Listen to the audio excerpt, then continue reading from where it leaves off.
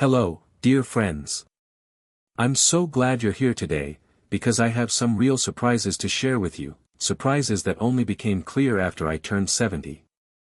If you're younger than that, don't worry, consider this a little peek into your own future. And if you're already in the same boat as me, well, you might just smile and nod along. So let's jump right in, with the first thing that hit me like a lightning bolt after my 70th birthday. Mornings changed, completely. I used to think that mornings were all about rushing to work, rushing to meetings, rushing to get breakfast on the table. It was go, go, go from the moment my eyes opened. But now, mornings are mine. I get up slowly. I stretch. I sit by the window and watch the sun crawl across the sky. I drink my coffee while it's still hot. And somewhere along the way, I realized, for the first time in my life, that mornings aren't a race. They're a gift. I just never had the time to see it before. Funny, isn't it? Sometimes it takes getting older to finally slow down enough to catch the beauty that's been right there all along. And trust me, nothing beats a peaceful morning when you know the rest of the day belongs to you too. Alright, here's the next big surprise, and honestly, this one caught me off guard in the best and worst ways. Friendships change, and that's okay. You see, I used to believe that the friends I had in my 30s, 40s, even 50s would be the ones standing beside me forever. We'd all grow old together, laughing and sharing the same jokes until we needed hearing aids just to understand each other. But life had different plans. Some friends drifted away, not out of anger or anything dramatic, just life. Moving, changing, growing apart without meaning to. At first, it hurt. I kept asking myself, what did I do wrong? Then something beautiful happened. New friendships blossomed. At book clubs. At the park. Even in line at the grocery store. I realized that friendships aren't about how long you've known someone, they're about how you feel when you're with them. At 70, I stopped counting the years and started counting the smiles. And let me tell you, that changed everything. Now, let's talk about something that really surprised me, and maybe it will surprise you too. My body didn't give up on me, it teamed up with me. All my life, I thought getting older meant falling apart, aches, pains, creaky joints, the whole 9 yards. And sure, I won't lie. I do have days where my knees sound like a bowl of Rice Krispies. But here's the shocker. My body didn't turn against me, it just started talking to me. When I was younger, I ignored the signals, tiredness, stiffness, hunger, stress. I pushed through everything like I was indestructible. Now, I listen. When my back hints that it needs a break, I rest. When my legs beg for a little movement, I go for a slow, steady walk. When my mind feels cloudy, I pause and breathe. For the first time in my life, it's not me versus my body. It's me with my body. A team. A partnership. And honestly, it feels pretty amazing. If only I had learned that 40 years ago. Friends, lean in a little closer, because what I'm about to tell you is something I wish someone had whispered in my ear decades ago. Most of the things I worried about never even happened. Let that sink in for a second. All those sleepless nights. All those knotted stomachs. All that wasted time spinning around in circles in my own mind. Gone. Meaningless. Forgotten like yesterday's newspaper. You see, when I was younger, worry felt important. If I worried, it meant I cared. If I worried, it meant I was responsible. If I worried enough, maybe, just maybe, I could prevent bad things from happening. But now, standing here on the sturdy ground of 70+ years, I can see it so clearly. Worry didn't protect me. It paralyzed me. It stole days that could have been joyful. It dimmed memories that could have been brighter. It whispered lies in my ear that made me doubt myself, doubt others, and sometimes even doubt the future. And the cruelest part? 9 out of 10 times, the bad things I feared never even came to pass. The deadline I thought I would miss. Met it, with time to spare. The conversation I dreaded with a loved one. Ended in laughter, not shouting. The fear that I wouldn't be enough, not a good enough parent, spouse, worker, friend. Turned out to be nothing more than a shadow. The people who mattered loved me exactly as I was. Here's the surprising truth. When you hit 70, you finally realize how short the runway is. You see the horizon coming closer, and you understand, deep in your bones, that you have no more minutes to waste on phantom problems. You start asking yourself, if this were my last good day, would I want to spend it worrying? The answer is always no. Always. Instead of worrying about whether it might rain tomorrow, I sit outside today and feel the sun on my face. Instead of worrying about a doctor's appointment next month, I savor the strength I have right now. Instead of fretting about what people think, I laugh loudly when something tickles me, even if strangers glance my way. I live more.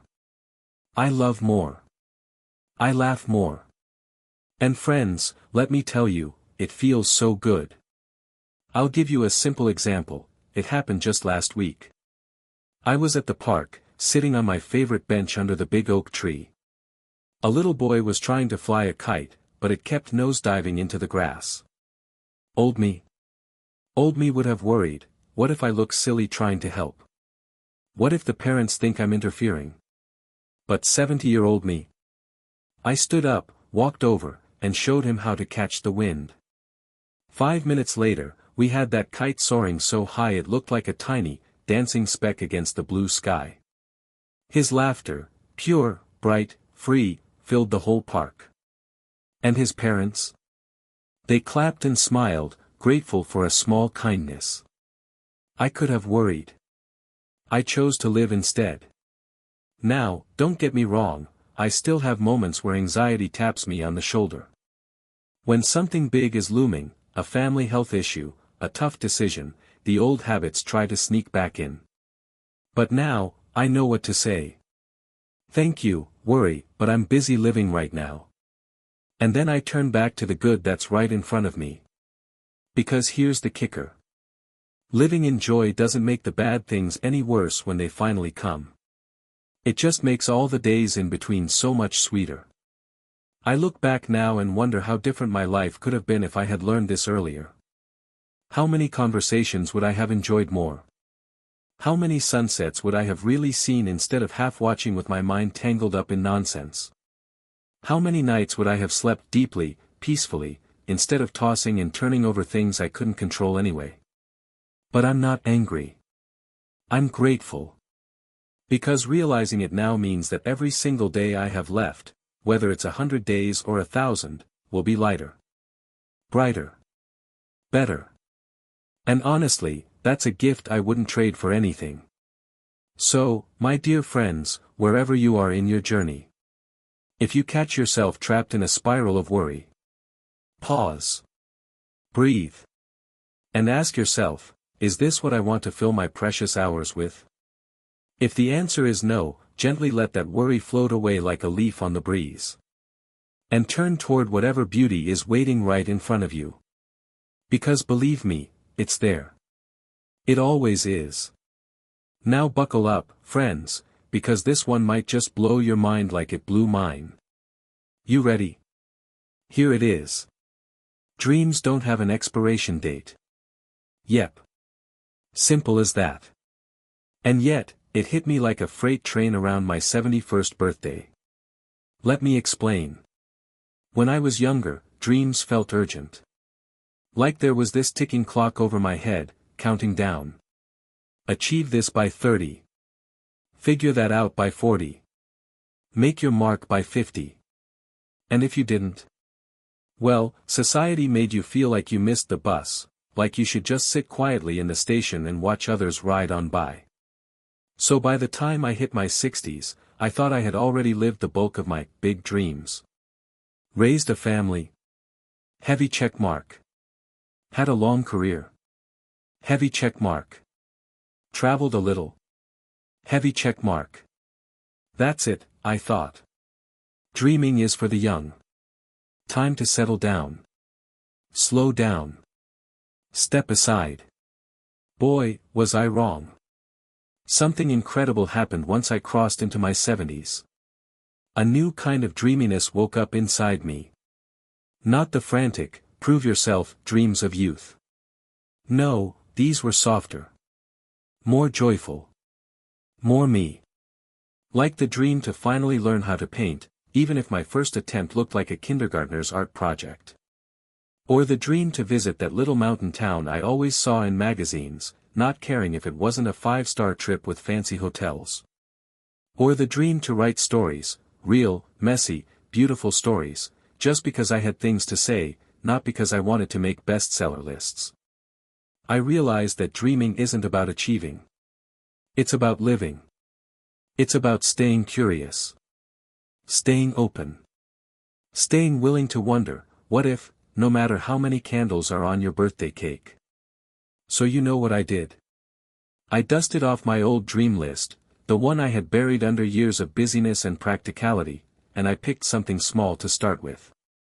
Painting. I went down to the art store one morning, heart pounding like a kid on the first day of school.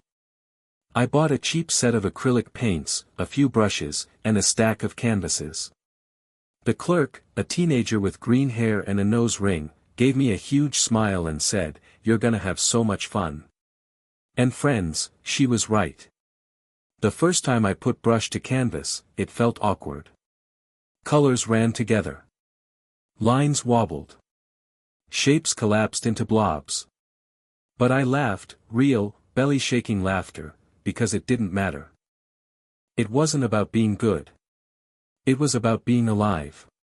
And now, I have a little corner in my living room stacked with bright, messy paintings. Sunsets. Flowers. Silly portraits of my grandkids. Each one a reminder that life didn't end at 70. It expanded. And painting was just the beginning. Last summer, I took a train ride through the mountains, sitting by the window like a wide-eyed tourist. I stayed in a creaky little inn where the floors sloped and the coffee was terrible, but the sunsets were the kind you dream about, where the sky looks like it's on fire. This fall, I'm planning to write a short story collection, just for myself. No pressure, no deadlines. Just pure joy.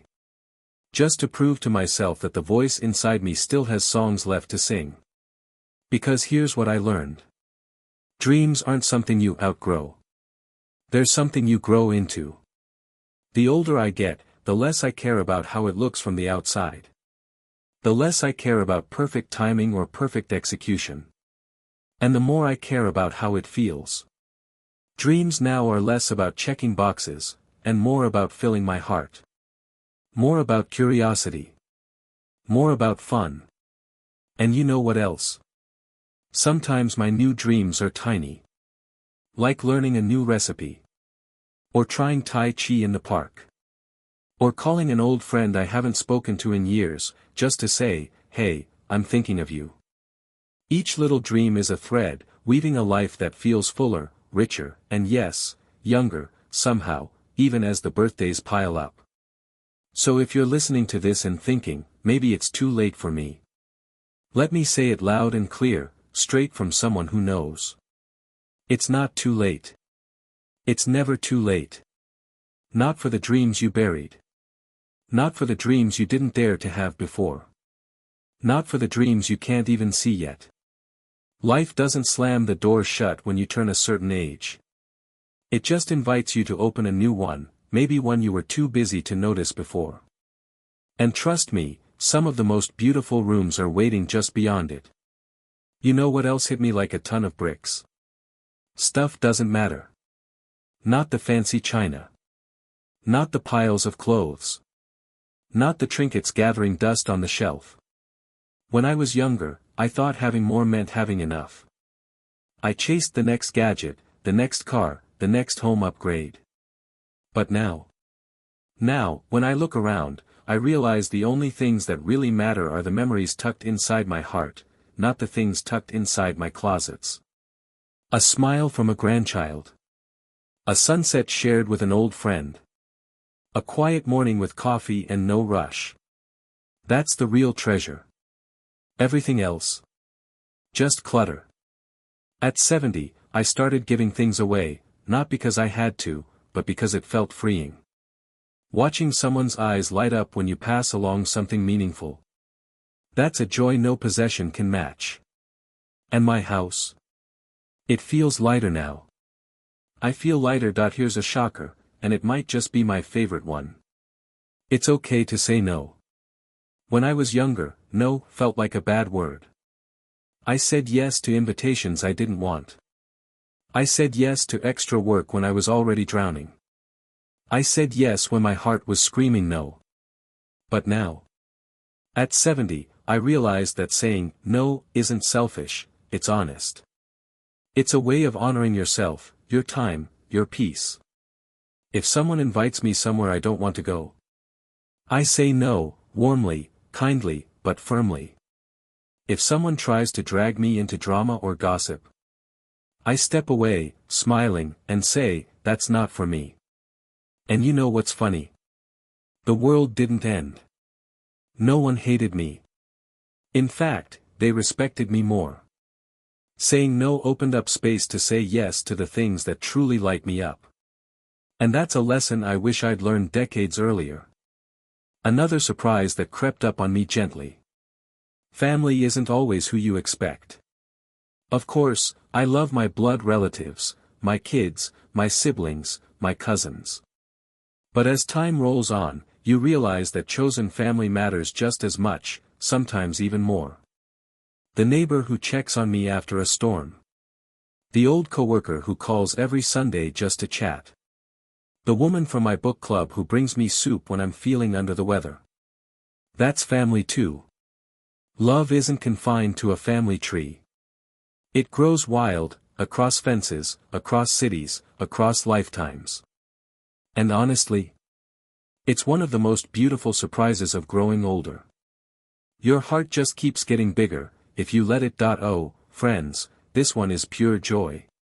You're never too old to laugh until you cry. Whoever said aging is all seriousness and somber days must have never spent an afternoon with a group of 70-somethings trying to set up a newfangled coffee machine. We laugh until we can't breathe. Laughter doesn't shrink with age, it grows louder, deeper, richer. It bubbles up when you least expect it, over a memory, a silly mistake, a grandchild's wild imagination. And the best part? At this age, you don't care if you snort when you laugh. You don't care if people stare. You just laugh, full-throated, head back, soul free. It's one of the greatest gifts time gives you, the reminder that joy doesn't belong to the young. It belongs to anyone brave enough to grab it. And here, my friends, is the biggest, brightest, most beautiful surprise of all. I'm still becoming. I used to think that by 70, you were finished. Set in your ways. Nothing new under the sun. But oh, how wrong that is. Every day, I change a little. Grow a little.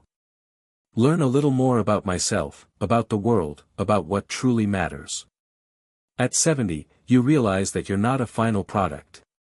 You're a work in progress, a glorious, ever-evolving masterpiece. I try new hobbies. I heal old wounds. I dream new dreams. I forgive myself for past mistakes. I surprise myself, again and again. It's not too late to start over. It's not too late to fall in love with life all over again. It's not too late to become the person you were always meant to be. And that, my dear friends, is the sweetest discovery of all.